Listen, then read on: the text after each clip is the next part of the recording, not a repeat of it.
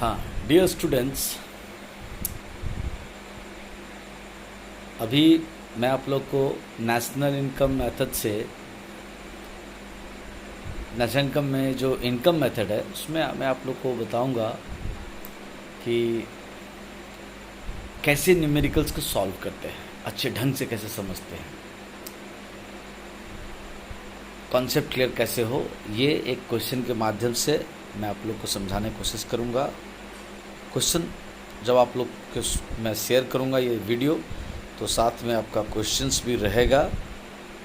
तो उस क्वेश्चन में देखिए है कि under income method find A, पहला कंपनसेशन टू एम्प्लॉयज़, फिर है B find total transfer income, फिर है आपका फाइंड प्रॉफिट्स, फिर आपका है फाइंड ऑपरेटिंग सरप्लस, फिर ई नंबर में दिया हुआ है कि फाइंड नेट इनडायरेक्ट टैक्सेस, और उसके बाद लिखा हुआ है find net factor income from abroad, net value added at factor cost, जिसका और भी नाम है एनवी, शॉर्टकट में नाम है NVAFC, और net domestic product at factor cost NDPFC। आगे बढ़ते हैं। फिर आपको दिया गया है कि फाइंड करना है GVAFC, gross value added at factor cost, जिसको हम लोग gross domestic product at factor cost भी कहते हैं, GDPFC।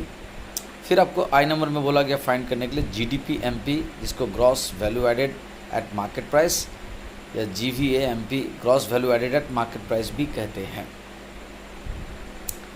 फिर नेक्स्ट बोला गया फाइंड करने के लिए net domestic product at market price, NDPMP, या net value added at market price, NVAMP। Then आपसे बोला गया फाइंड करने के लिए gross national product at market price, GNPMP, फिर net national product at market price, NNPMP, gross national income GNPFC, जिसको कहते हैं gross GNPFC, gross national product at factor cost, और फाइनली आपसे बोला गया फाइंड नेशनल इनकम, जिसको NNPFC कहते हैं या net national product at factor cost कहते हैं, और नेशनल इनकम को नेट नेशनल इनकम भी कहते हैं। और क्वेश्चन क्या है हमारा क्वेश्चन है कि पहले ये बताया गया कि all the numbers those are mention here expresses crores of rupees, वो करोर्स ऑफ रुपीज़ को दिखलाते हैं। और क्या क्या दिया इन्फॉर्मेशन में हमारा दिया हुआ है कि mixed income to self employed sections ₹800 crore, basic salary आपका 258 करोड़, फिर allowances to employees 142 crore, perquisites to employees 200 crore, retirement benefits to employees आपका क्या है 52। रिटायरमेंट बेनिफिट्स में बहुत सारा पार्ट है, RPF यानी वही provident fund, social security contributions को कहते हैं, वो है 52 करोड़ का। ESI employee state insurance contribution है 48 करोड़ का। इसके अलावा ट्रांसफ़र इनकम भी दिया हुआ है टू इंडियन नेशनल, सरकार जो हम लोगों के गरीब आदमी हो, बूढ़े बुजुर्ग हो, विधवा औरत हो, छात्र हो, इन सब लोगों को या अनएम्प्लॉयड लोगों को देती है, उसी के बारे में है। Old age pensions 100 crore, scholarships to students 150 crore, unemployment allowances ₹250 crore, pensions to retired employees ₹300 crore, compensation to retrenched employees ₹400 crore, current transfer to abroad. फिर ये करेंट ट्रांसफ़र है, यानी ये कमाई नहीं है, बिना मेहनत के पैसे को दूसरे देशों को दान करते हैं एक्सेट्रा, तो ट्रांसफ़र कहलाता है। करेंट ट्रांसफ़र फ्रॉम अब्रॉड, विदेशों से भी आया है 500 crore. Capital transfer to abroad, capital transfer from abroad, जो कि 1000 करोड़ और 5000 करोड़ है। फिर रेंट है आपका 500 करोड़ का, इंटरेस्ट है 600 करोड़ का, dividend 450 crore, corporate tax 250 crore, retained earnings undistributed profit जिसको कहते हैं वो आपका 300 करोड़ है। फिर कंजम्पशन ऑफ फिक्स कैपिटल है जिसको डिप्रिसिएशन भी कहते हैं, वो 125 करोड़ का है। इनडायरेक्ट टैक्सेस 700 करोड़ का है। सब्सिडीज़ ₹100 करोड़ भी है। फैक्टर इनकम फ्रॉम अब्रॉड जिसको शॉर्टकट में फीफा कहते हैं, वो भी है 1500 करोड़ का। और फैक्टर इनकम टू अब्रॉड वो है 500 करोड़ का। तो ये हमारा क्वेश्चंस था। अब इस क्वेश्चन में हमको बोला गया है बहुत सारा चीज़ फाइंड करने के लिए। तो सबसे पहला चीज़ जो हमको बोला गया है वो बोला गया है फाइंड कंपनसेशन ऑफ एम्प्लॉयज़। तो आप अपने सॉल्यूशन में देखो जो मैंने आपको भेजा हुआ है क्वेश्चन के साथ, उसमें देखिए कॉम्पनसेशन टू एम्प्लॉयज़ में मैंने गूगल क्लास पे बनाया था, तो उसमें तो डिजिट्स ठीक थे, लेकिन जब आपको शेयर किया व्हाट्सएप पे तो डिजिट्स लेफ़्ट की तरफ आ गए हैं। तो थोड़ा उसको ठीक समझिएगा कि जब कॉम्पनसेशन टू एम्प्लॉयज़ हमने फाइंड किया, COE जिसका शॉर्टकट नाम है, बेसिक सैलरी था कितना 258 करोड़ का, वो ले लिया। अलाउंसेस टू स्टाफ या एम्प्लॉयज़ 142 करोड़ का, वो ले लिया। परक्विजिट्स 200 करोड़ का, वो लिया। और जो सोशल सिक्योरिटी कंट्रीब्यूशंस था, RPF रिकॉग्नाइज्ड प्रोविडेंट फंड में 52 करोड़ और ESI कंट्रीब्यूशंस 48 करोड़। इसके अलावा जो रिटायर्ड गवर्नमेंट एम्प्लॉय, जो भी एम्प्लॉयज़ हैं रिटायर्ड हैं, उनको पेंशन बहुत सारी कंपनियां देती हैं, तो pension to retired employees 300 crore ले लिया। Compensation to retrenched employees, retrench किसको कहते हैं, जिसको नौकरी से छांट दिए या हटा दिए, इसके कारण उनको एक बार में एक मुश्त पैसा कुछ दे दिए, तो रिट्रेंच्ड एम्प्लॉय को जो पेमेंट किया वो भी सैलरी में ही आता है, इसीलिए वो भी 400 करोड़ ले लिया गया। तो यानी इतनी सारी चीज़ों को ही सिर्फ कंपनसेशन टू एम्प्लॉयज़ में लिया गया, बाकी चीज़ों को नहीं लिया गया। इन सब को जोड़ने से 1400 करोड़ मेरा आया था। हो सकता है मैं गलत हुई, पर आप लोग चेक कर लीजिएगा। 400 + 3 700 और फिर 52 + 48 मिल के 100 हो गया, तो हो गया आपका 800 to 10 1000, फिर 2 और 3 थर्ड, हाँ ठीक है, 1400 करोड़ सही है, गलती नहीं है। चलिए फिर बी में हम लोगों ने फाइंड किया टोटल ट्रांसफ़र इनकम। तो ट्रांसफ़र इनकम हमारा देखिए TTI में हम लोगों ने क्या किया, ओल्ड एज पेंशंस का 100 करोड़, स्कॉलरशिप्स का 150 करोड़, अनएम्प्लॉयमेंट अलाउंसेस 250 करोड़, इन तीनों को जोड़ के जो TTI जिसको टोटल ट्रांसफ़र इनकम या UEI अनअर्न्ड इनकम भी कहते हैं, वो निकला हमारा 500 करोड़ का। अच्छा, फिर हमसे बोला गया कि आप प्रॉफिट्स निकालो। क्वेश्चन नंबर C में देखिए, तो प्रॉफिट्स के 3 हिस्से होते हैं, डिविडेंड, कॉर्पोरेट टैक्स और अनडिस्ट्रीब्यूटेड प्रॉफिट, जिसको रिटेन्ड अर्निंग भी कहा जाता है या रिजर्व भी कहा जाता है। तो देखिए यहाँ डिविडेंड 450 करोड़ है, कॉर्पोरेट टैक्स 250 करोड़ है, और अनडिस्ट्रीब्यूटेड प्रॉफिट जो है वो भी आपका 300 करोड़ था। तो तीनों को जोड़ करके जो प्रॉफिट्स निकला 1000 करोड़। हाँ, यहाँ एक बात आप लोग को बताते चले, किसी क्वेश्चंस में अगर प्रॉफिट्स भी अलग से दिया हुआ 1000 करोड़ और डिविडेंड, कॉर्पोरेट टैक्स और अनडिस्ट्रीब्यूटेड प्रॉफिट भी दिए हैं, तो अगर आप उन तीनों को लेंगे अलग अलग तो फिर प्रॉफिट्स को नहीं लेंगे, या फिर प्रॉफिट्स को ले लेंगे तो उन तीनों को नहीं लेंगे। ओके, तो प्रॉफिट्स निकाल लिए। फिर ऑपरेटिंग सरप्लस फाइंड आउट करना था। ऑपरेटिंग सरप्लस में आप देखो रेंट, इंटरेस्ट और प्रॉफिट्स आते हैं, यानी प्रॉफिट्स का मतलब वही डिविडेंड, कॉर्पोरेट टैक्स और क्या कहते हैं उसको,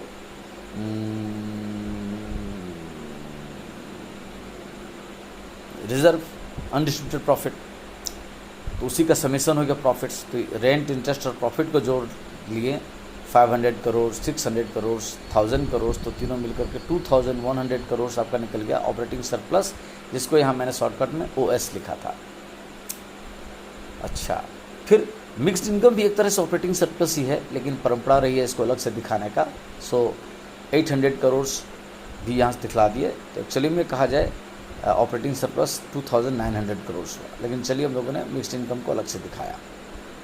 ठीक है, तो ऑपरेटिंग सरप्लस भी निकल गया। मिक्स्ड इनकम किसको कहते हैं समझा चुके हैं कि ऐसे बिजनेस हाउसेस, खास करके प्रोप्राइटरशिप, छोटे मोटे जो अपने ही मकान में बिज़नेस करते हैं तो रेंट नहीं देना पड़ता है, अपना खुद मेहनत करते हैं तो एम्प्लॉयज़ का सैलरी बच जाता है, अपना खुद घर से पैसा लगाते तो दूसरे से पैसा नहीं लेते तो इंटरेस्ट बच जाता है, यानी रेंट, इंटरेस्ट, प्रॉफिट सैलरी सब कुछ बचा लेते हैं, और एक ही अपने से बिजनेस करने के कारण, जैसे आपका कॉबलर्स हो गए, बार्बर्स हो गए, फिर आपको क्या कहते हैं उसको, black Smith, gold Smith etcetera, ये सब जो सेल्फ एम्प्लॉयड सेक्शंस है, वो उनकी कमाई को मिक्स्ड इनकम में रखा जाता है।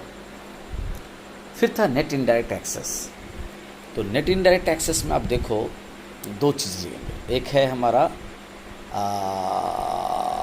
इनडायरेक्ट टैक्सेस जो कि 700 करोड़ है, और सब्सिडीज़ 100 करोड़। इन दोनों का डिफरेंस हमारा NIT, जिसको नेट इनडायरेक्ट टैक्सेस कहेंगे, वो 600 करोड़ है।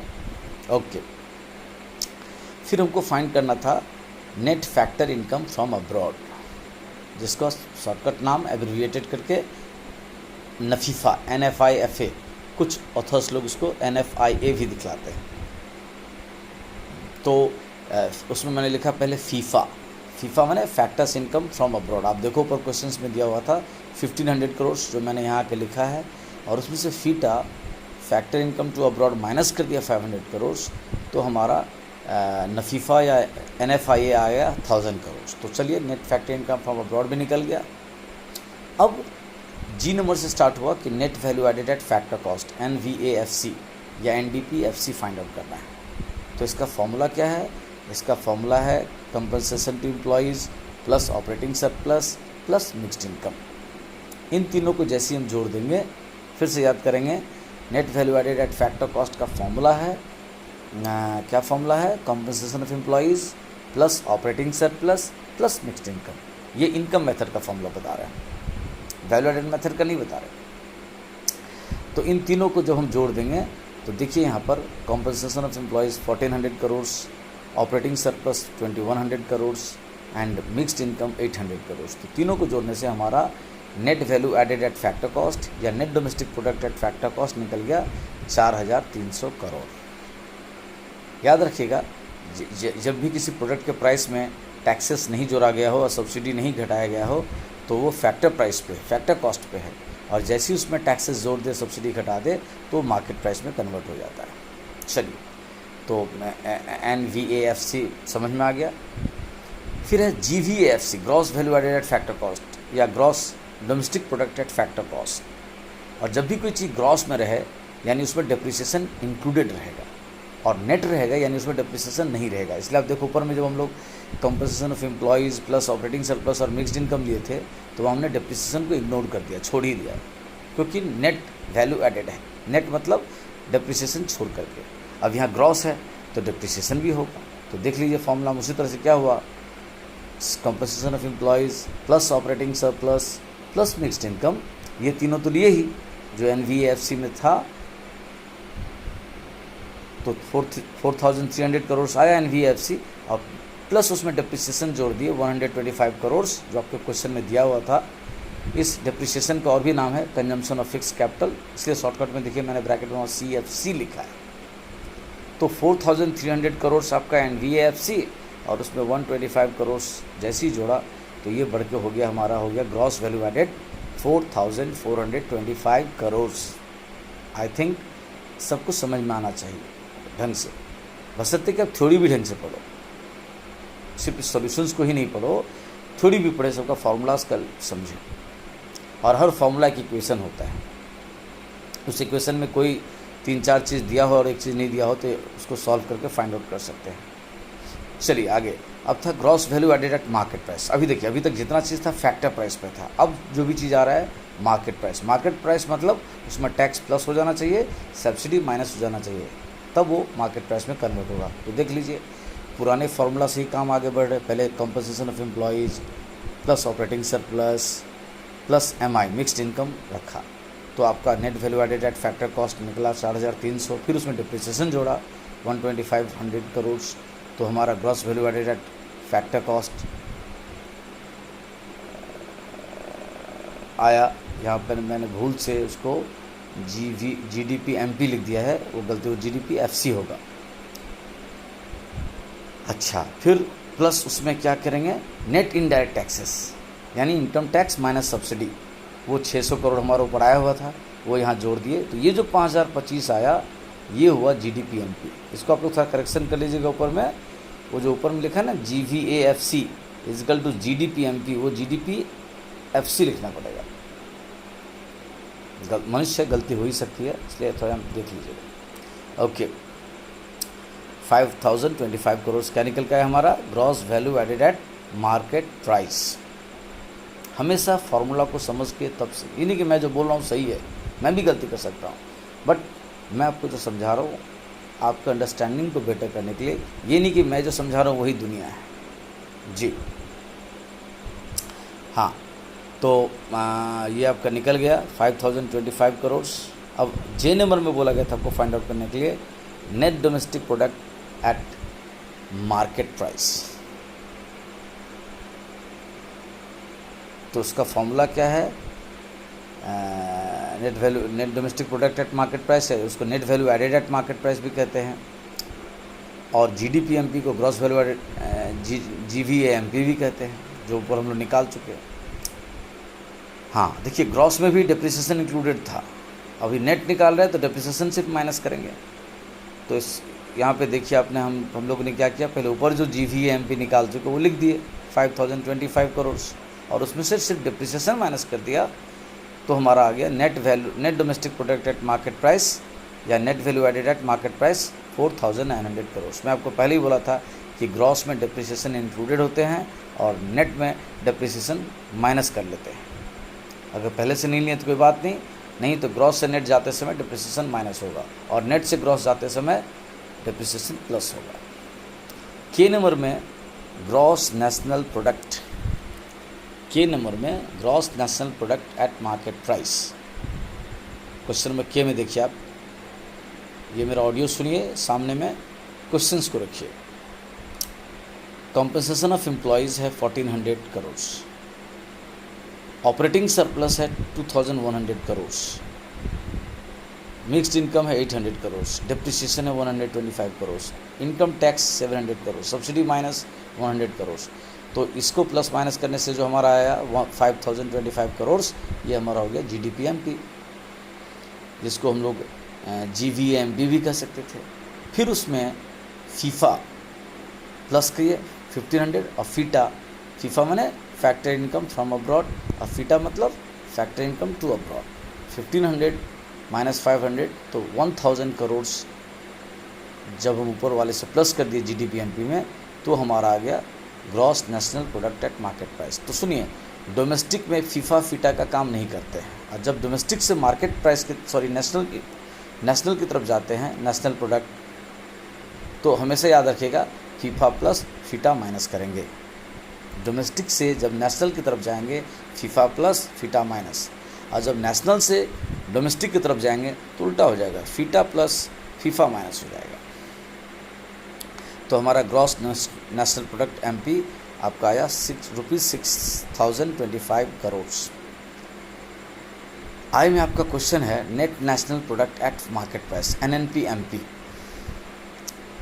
तो इसमें आपका देखिए ऊपर में जो हम लोग निकाल के बैठे हुए हैं gross national product at market price, पहले उसको ले लिया। और सुनिए, याद रखिए, ग्रॉस नेशनल प्रोडक्ट से जब नेट नेशनल प्रोडक्ट में जाएंगे तो फिर यहाँ वही डिप्रिसिएशन का झंझट है।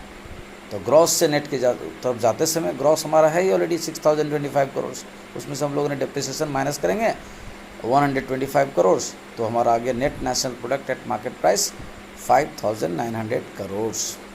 ओके, फिर M नंबर में जाके देखिए, आपको ग्रॉस नेशनल इनकम फाइंड करने बोला गया है, जिसको GNP-FCV कहा जाता है, gross national product at factor cost. तो इसका फॉर्मूला कैसे है, gross domestic product at market price ले लेंगे, जो कि 5025 करोड़ था। उसमें ध्यान दीजिए, फैक्टर कॉस्ट में जाना है, यानी मार्केट प्राइस से फैक्टर प्राइस में जाने के लिए टैक्स उल्टा काम करना पड़ेगा, यानी कि टैक्सेस माइनस हो जाएंगे, सब्सिडी प्लस। तो यहाँ टैक्स और सब्सिडी दोनों का डिफरेंस, नेट इनडायरेक्ट टैक्स हमारा 600 करोड़ था, वो हमने यहाँ माइनस किया, और जो नफीफा net factor income from abroad का जो था 1000 करोड़, वो काम किया। तो हमारा ग्रॉस नेशनल इनकम या gross national product at factor cost निकला 5425 करोड़। ओके, अब हमको सबसे लास्ट में बोला गया था कि फाइंड नेट नेशनल इनकम। क्या बोला गया था? Find net national income. Net national income मतलब नेशनल इनकम, जिसको NNP-FC भी कहा जाता है, net national product at factor cost. अभी यहाँ पे देखो, ध्यान से देखना है कि net national product at factor cost या NNP-FC या नेट नेशनल इनकम या नेशनल इनकम कई तरह से निकाल सकते हैं इनकम मेथड में। तो फार्मूला देखिए, पहले फार्मूला में मैंने क्या दिया है कि NNP-FC equal to COE plus OS plus MI plus नफीफा। तो फार्मूला से जोड़ करके निकला 5300 करोड़। सेकेंड अप्रोच में मैंने फार्मूला क्या है?